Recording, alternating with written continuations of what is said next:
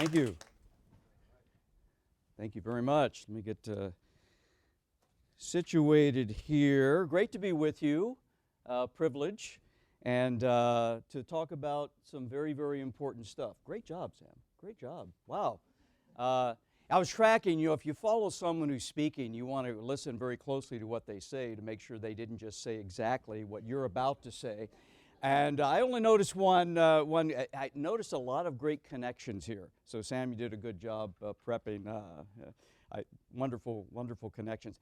We know each other pretty well now. I've been up here at least 10 seconds. You guys have been here in this room for 40 minutes. So I think I can ask you some questions. You asked some very close diagnostic questions. How many of you, sometime in the last week, told a lie? Now, before you say answer, put your hand up. I want to qualify. This is not the lie that you accuse other people of.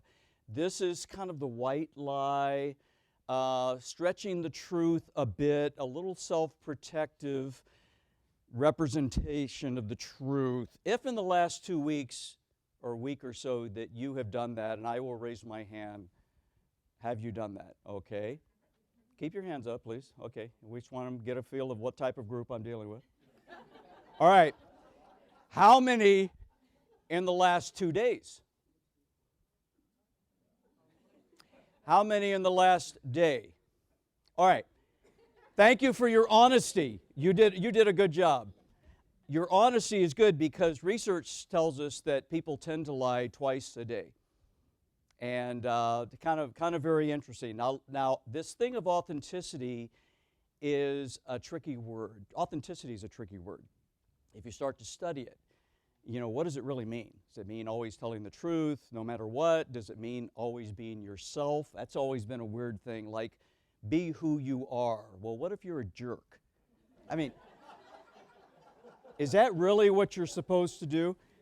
So what do we do with authenticity? We want to sort of pull this apart like we do in classes. We do analysis and synthesis in the graduate level of looking at leadership and kind of explore this whole concept of what does it mean to be authentic. Well, let's do another little game. I'll throw out the word, and you guys throw out a word that is close or represents it. So we'll use the word authentic. What words would come to your mind? Integrity. What else? Genuine. Good. Transparent. Truthful. Vulnerable. Honest. Sincerity. Yes, yes. If you do a study, look at the meaning. Without guile. That's not a common word that we use. Unadulterated. Free from pretense or falsehood. Original. Not a fake. Genuine. Trustworthy. Reliable. Authentic. The real thing. Something you can count on. So what does it mean to be an unauthentic leader? I'm going to suggest 3 things to you to try to parse out this idea of what it means to be authentic. One way to be unauthentic, I think, is that you lie. We've already established our status with that. So we lie to our followers as leaders. Now, we know that lying can be tricky. Lying can be difficult. Or telling the truth can be tricky, can be difficult. And so we think about those times. I'm going to show a little clip. Some of you may remember this old Geico commercial where they kind of explore this awkward question that every husband hates to receive from his wife. And you'll hear Mary Todd Lincoln express to Abraham Lincoln, "Does this dress make my backside look big?" And you'll see Abe's response here.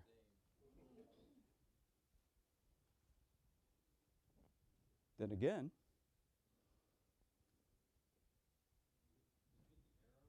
I did. Arrow to the right. There we go.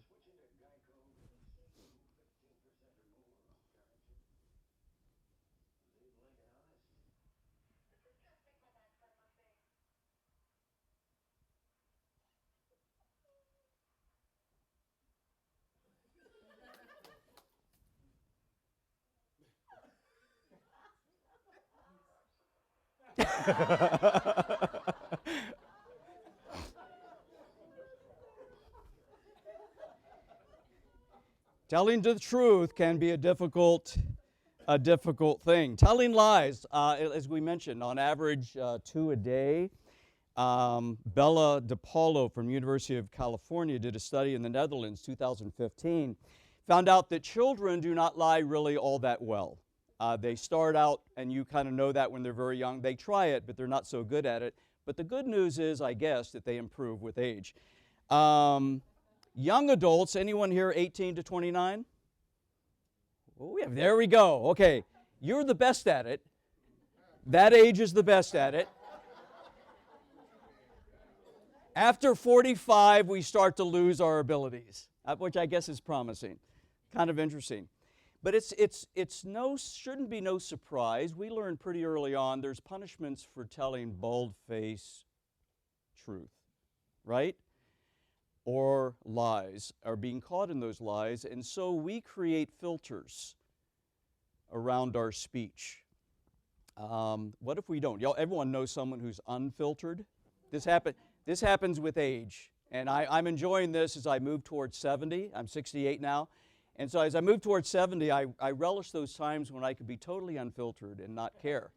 I still care a little bit, not as much as I used to, but researchers call this response inhibition. Response inhibition. So the idea that I hold back my obvious, clear response, what I'm thinking, and I say something that is filtered. We all know it takes more effort to lie than it does to tell the truth. These are some interesting things that come from this study. Well, this idea of lacking in or lying to your followers is one way to be inauthentic.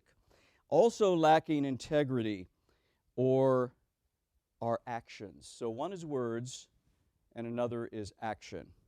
And I think of Lee Iacocca. You guys may remember when he's president of Chrysler, and obviously very, very famous. And when their company was going through a very difficult time, they were doing cutbacks or cutting budgets and putting people on warnings and so forth, Lee Iacocca spends $2 million renovating his office. What's happening? What's going on? What's he communicating? Not through words, but strictly through actions. Another example of that is Elizabeth Holmes. If you're not familiar with Elizabeth Holmes yet, you will be this year, because her story is going to be in a movie. She's also going to court. And let me tell you a little bit about her. She dropped out of Stanford at the age of 19 to become the next Steve Jobs. She actually dressed like him. She carried herself like them, all in black with the jeans and and she was actually promoted in magazine covers as the next Steve Jobs. Forbes identified her as the world's youngest and wealthiest self-made billionaire. The reason for billionaire is because her organization, Theranos, which was all built up to create a safe, easy way to test blood. So you get a little bit of blood, put on a thing, put it in this little box she called Edison, and that's going to tell you, it's going to measure everything. You don't have to go to Quest or LabCorp or anything like that. It's going to revolutionize the medical field. $9 billion in valuation for Theranos. She got some big hitters. Henry Kissinger was on her board. George Shultz, James Mattis. You guys are familiar with some of these names. Very interesting person, because if you go on and pull up a YouTube on Elizabeth Holmes, you'll see this young woman, and she has a voice like this. She talks in a very low, resonant voice. And I first heard it, and I thought, it just throws you off. That's not her voice. That's not her voice. People back in college said, I don't know what she did, but she just had a regular young girl's voice. But then she lowered it, and then she started to dress like someone else. And then she created this $9 billion company, which eventually turned out to be fraudulent. They could not sustain this Edison to make it work. And so in 2020, Elizabeth Holmes will go to court, finally, after a number of years. The value of the company is at zero. It does not exist anymore.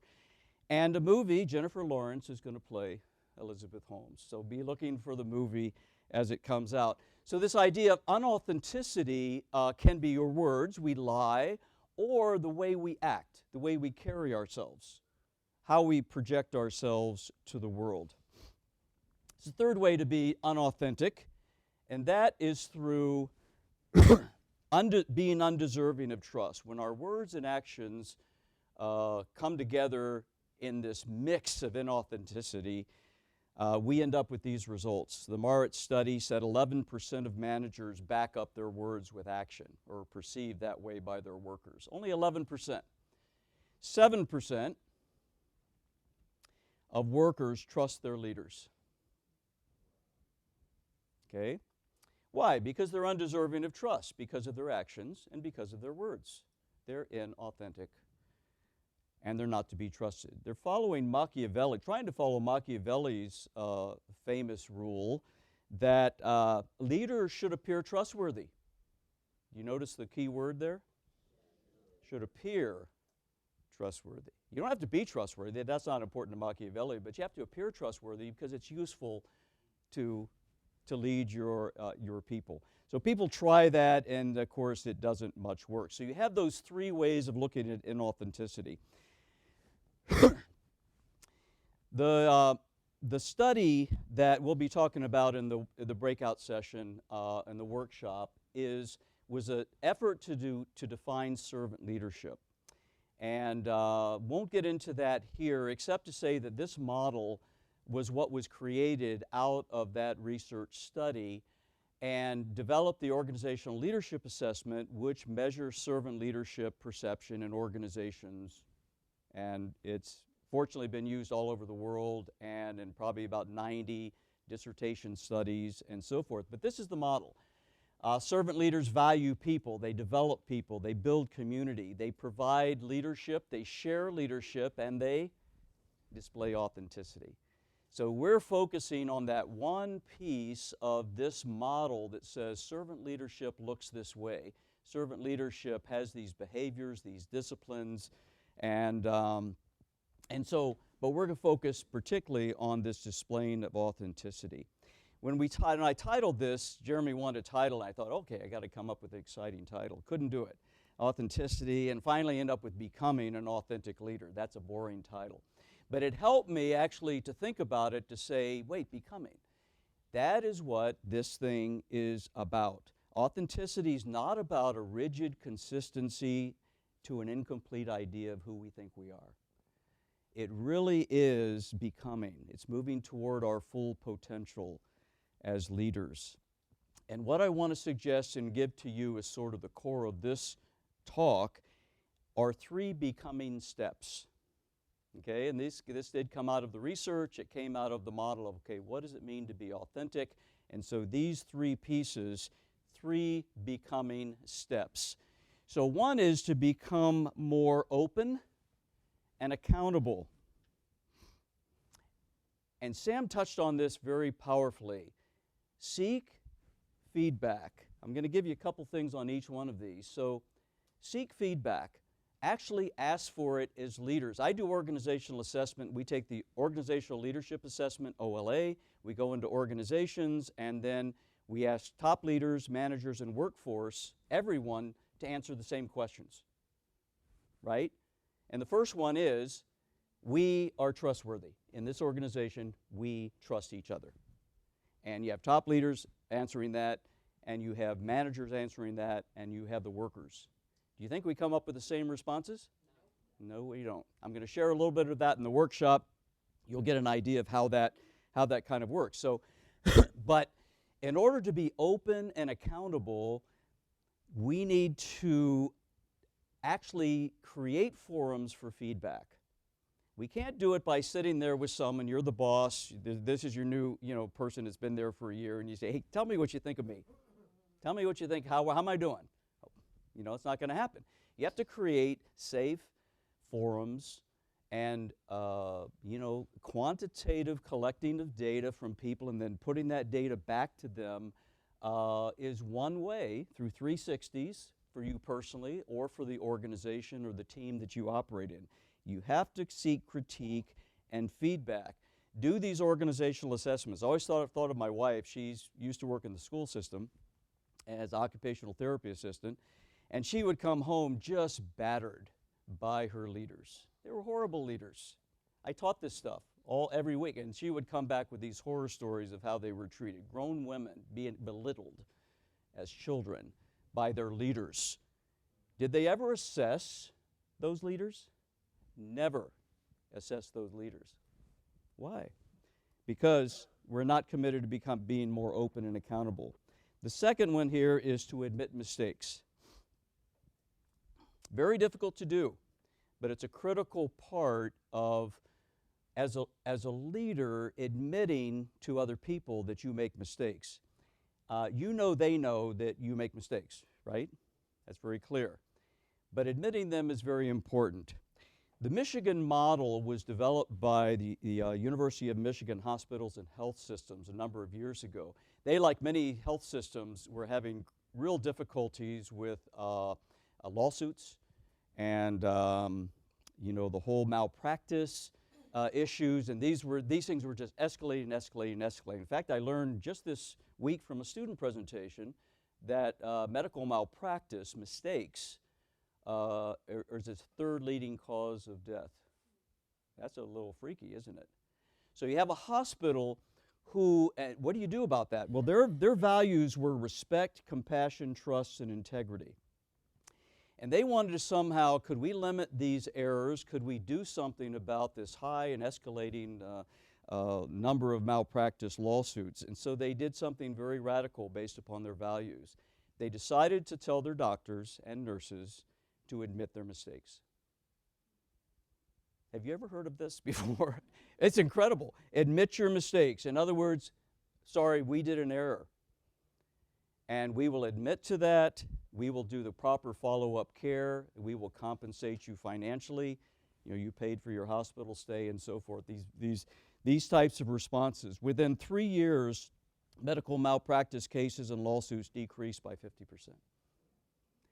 That's shocking in one way, but not shocking in another, right? If you sit there and you tell someone, I am sorry, we made a mistake. It was an honest mistake, but it was a mistake, and so forth. And people are less apt than to pursue those types of things. So 2 things to do. Seek feedback intentionally and admit your mistakes. Okay. Yeah, here we go. Second one, become more humble and willing to learn. This isn't the same as the imposter syndrome. I don't know if you're familiar with that term. When I first, I used to teach in Indiana, and we developed a doctoral program in leadership there. Very first class, we had probably 25 students. Now, these are students that had gone through master's degree, high-level students. They had very accomplished. But I saw that look in their eye, kind of that deer in the headlights. I'm in my first doctoral class. And so I just asked them a question. I said, how many of you have looked around as you came into the class and you looked at other people and you said, they seem to know what they're doing. They seem to be kind of connected in. They seem confident. I don't belong here. And I asked them for a raise of hands. In fact, some of you maybe did that here today, just for a session like this. And most of them raised their hand immediately without hesitation. They're experiencing the imposter syndrome. And that's very common for leaders because we feel like we don't belong. As a professor, I felt that many, many times. I don't belong. Other people know what they're doing, and I'm not doing so well. But what I'm talking about here with humility is not the imposter syndrome, because we have to fight against that. It's not true. Humility, though, is not saying, I don't belong here, I don't deserve to be here. Humility is saying, I know all of my gifts, I'm pretty self-aware, but I know my gifts don't come from me, they come from God, and therefore, I can be humble about them. I didn't create this. So humility accepts that. It's not the imposter syndrome, but it is this concept of humble inquiry. I love this idea because it gives us a way forward as leaders. How do we create a more humble and willing to learn spirit. We do it by a simple thing that's not so simple. We ask questions of our followers. We ask them. And we don't ask them as a test because we know we don't think they know and we're going to put them on the spot.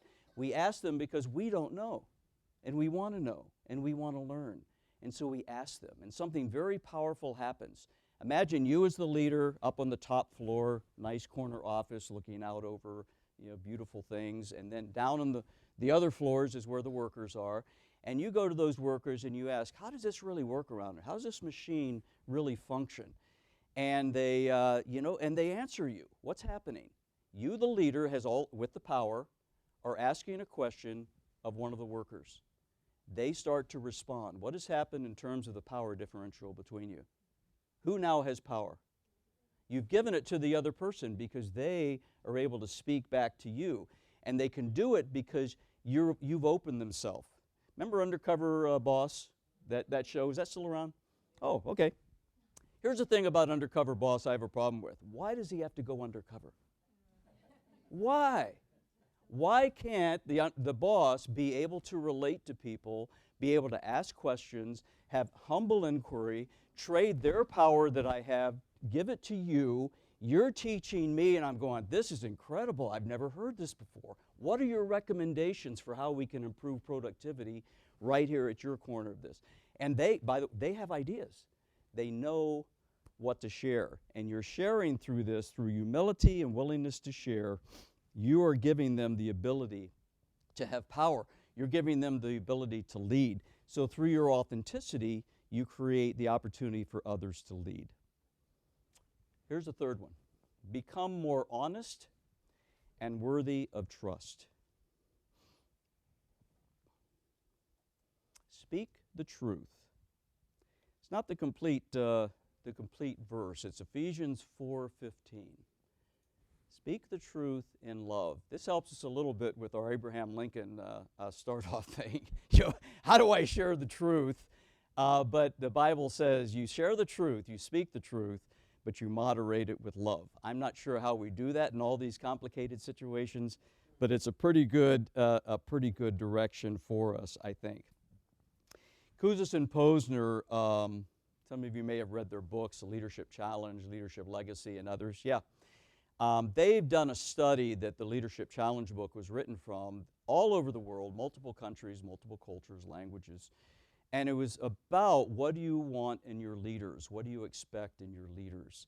And it varies a little bit on number 2, 3, 4, 5, 6, 7, 8, 9, 10. It varies a little bit by culture. But when you look at that study, one thing comes to the top that workers want from their leaders, no matter what culture, it's always honesty. They want honesty. And so, to become more honest, more worthy of trust. But trust is a funny and tricky thing. Trust is something that, think of these two phrases here and see which one you think you agree with the most. Trust is something you must earn. Second phrase, trust is something that you must give as a gift. Okay. How many of your initial reaction is your first one?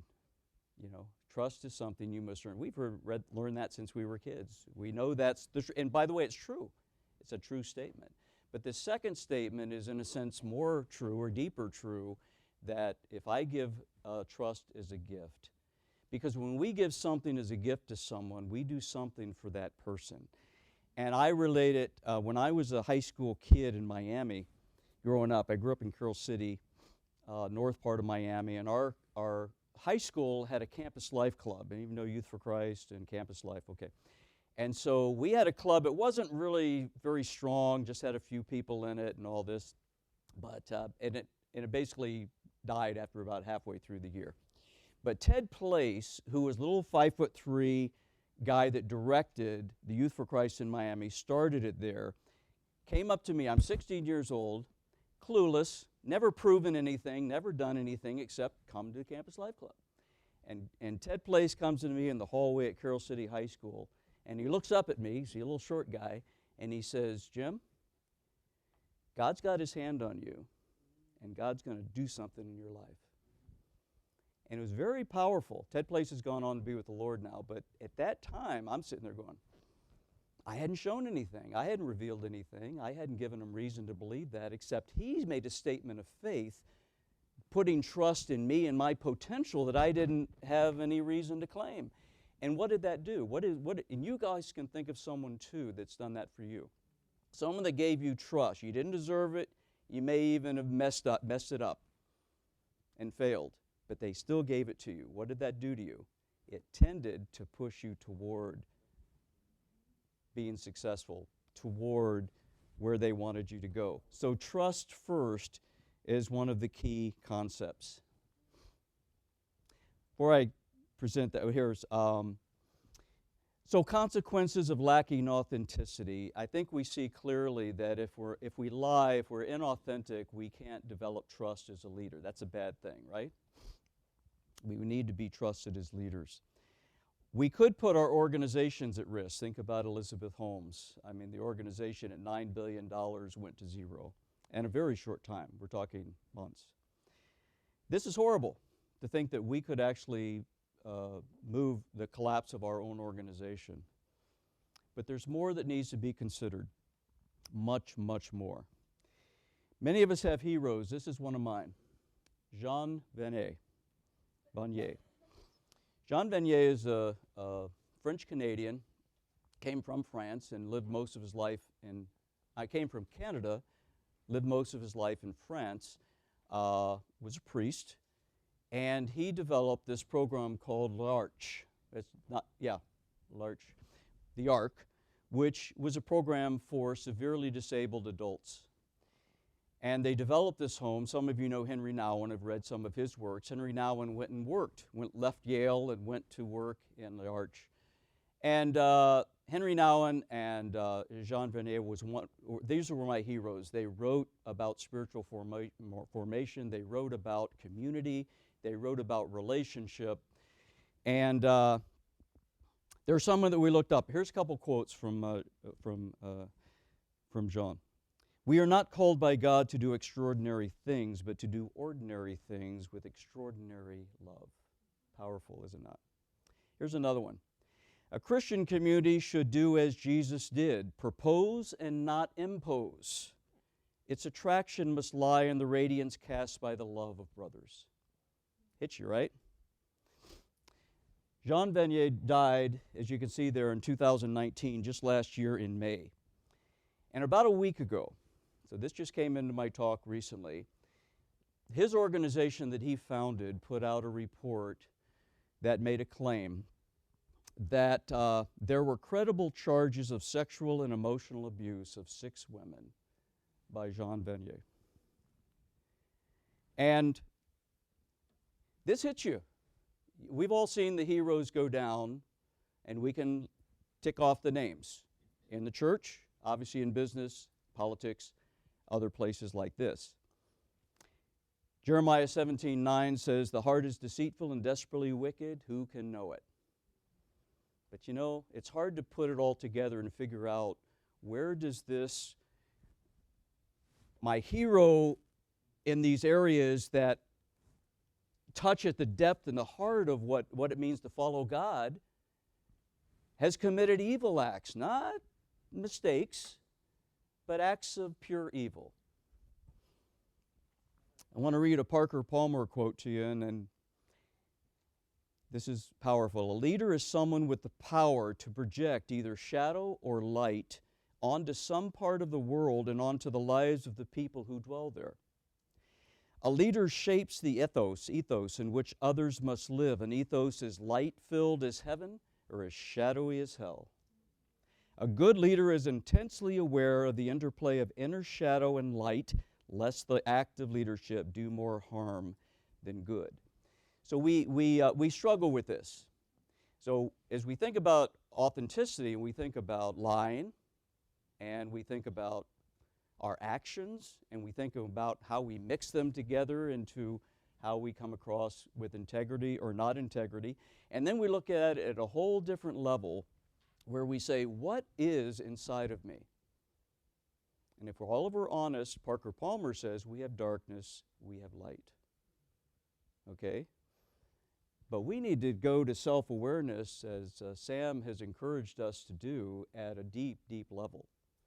Because, we know the statistics. You guys have read it. The high number of leaders, even Christian leaders, who are addicted to pornography and who view it regularly. And we say, wow, why is that happening? And we look at a situation like Jean Vanier and say, how does it happen? Why does it happen? And we can put it aside and say, well, that's just a separate thing. That's an abnormality. Or we can say, what is inside of me that I need to look at with a bright light of God's grace and say, let this be exposed. I mean, it can be, because if we don't do that, not only will we be inauthentic, can't be trusted, our organization will be harmed. We may actually do things that we would never have thought we would be capable of doing. I want to call you to some action here as we wrap this up. First thing, 3 things to stop saying. Then I'm going to give you 3 things to start doing. Okay, stop saying, everyone makes mistakes. And you got to put your hands up like this when you say, hey, everyone makes mistakes. Stop saying it. Why? It's true.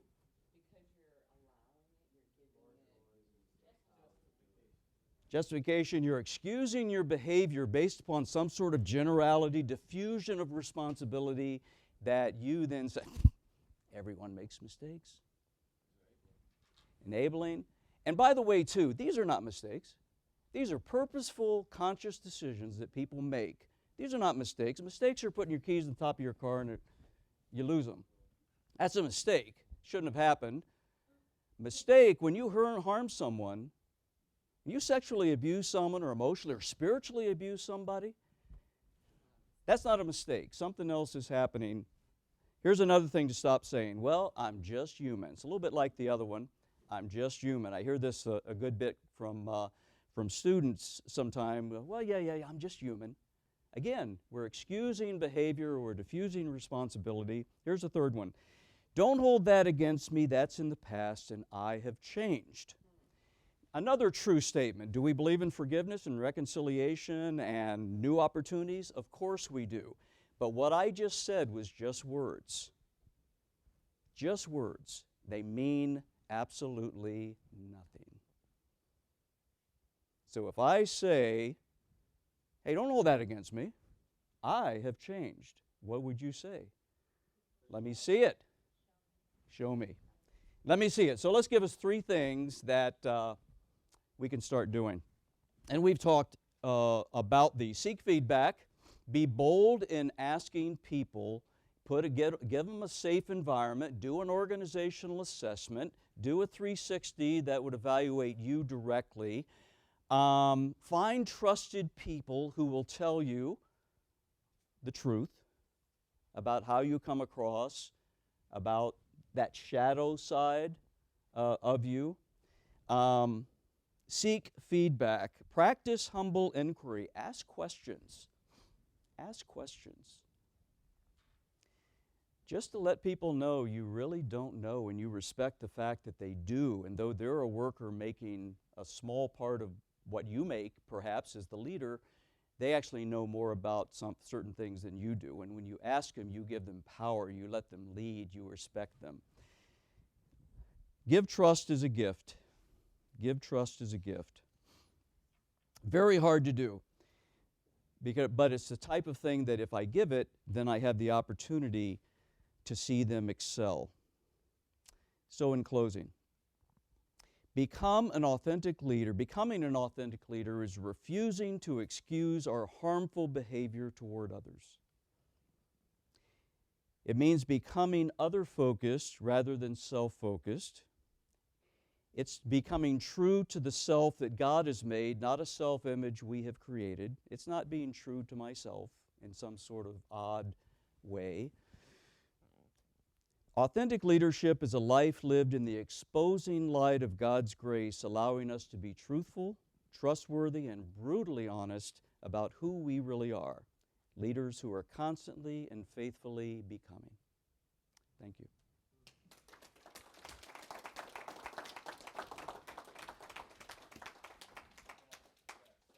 Oh, 7 minutes. Let me say something else important. No, if there's a question or a comment as we hear these things, and you have Sam's right here too, so you have the opportunity if you want to ask something that we might respond to. Yes.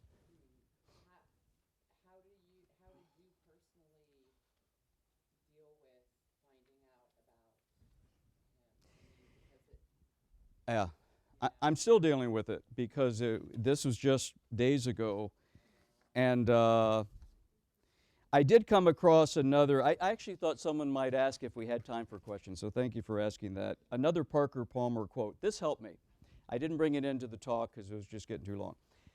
This is his quote: "Afraid that our inner light will be extinguished or our inner darkness exposed, we hide our true identities from each other. In the process, we become separated from our own souls. We end up living divided lives, so far removed from the truth we hold within that we cannot know the integrity that comes from being who we are."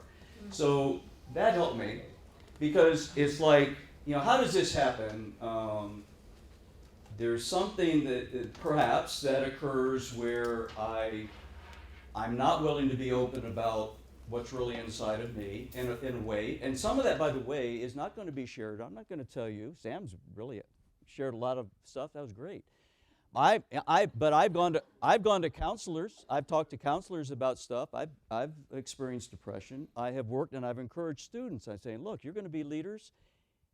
Don't get this idea that you're above this. And then I tell them, hey, I did this. I was a Christian leader, and I had all the struggles of that, saying, I should not need this. I should be strong. I should be on top of this. Well, I wasn't. And I was depressed, clinically depressed. And when I went, that was a big, big step for me, and it really, really helped. But all of that just to say, if I have this inner thing that can't be exposed out, and I'm going to then divide my life into two. And if I do that, then one life can do all kinds of stuff, and the other life can do all kinds of stuff. Do you see how I lose control? So this isn't maybe it is to scare us, I don't know, but it's the idea just to say, let's be aware that the self-awareness that Sam encouraged for us is meant to be a deep analysis. Don't be afraid to go to counseling.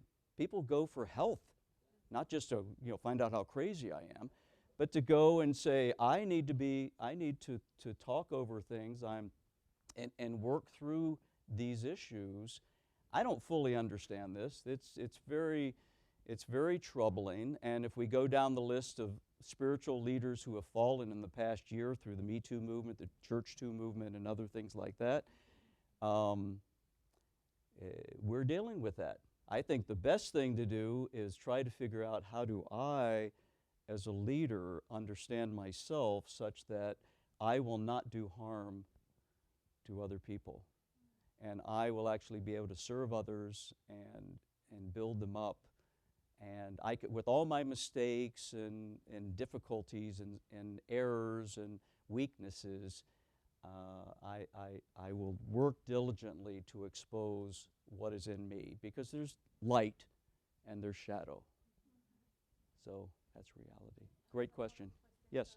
How do you then, from a personal viewpoint, how does that affect your ability to trust people?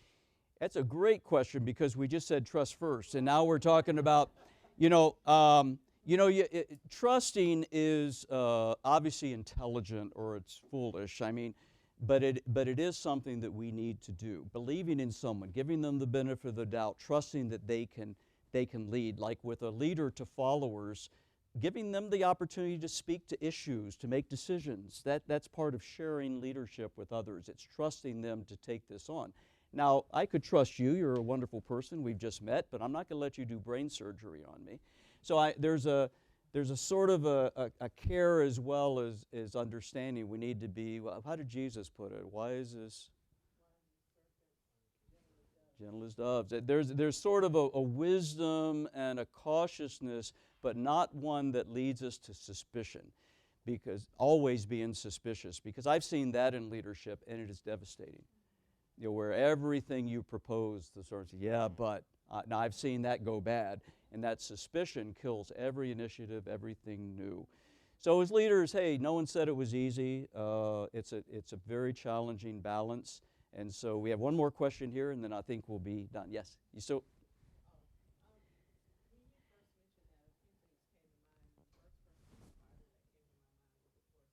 Mm-hmm. Yeah. Yes.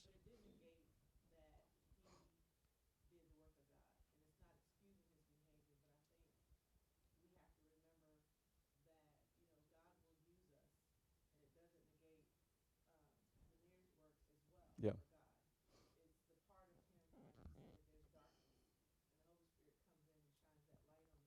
Yep.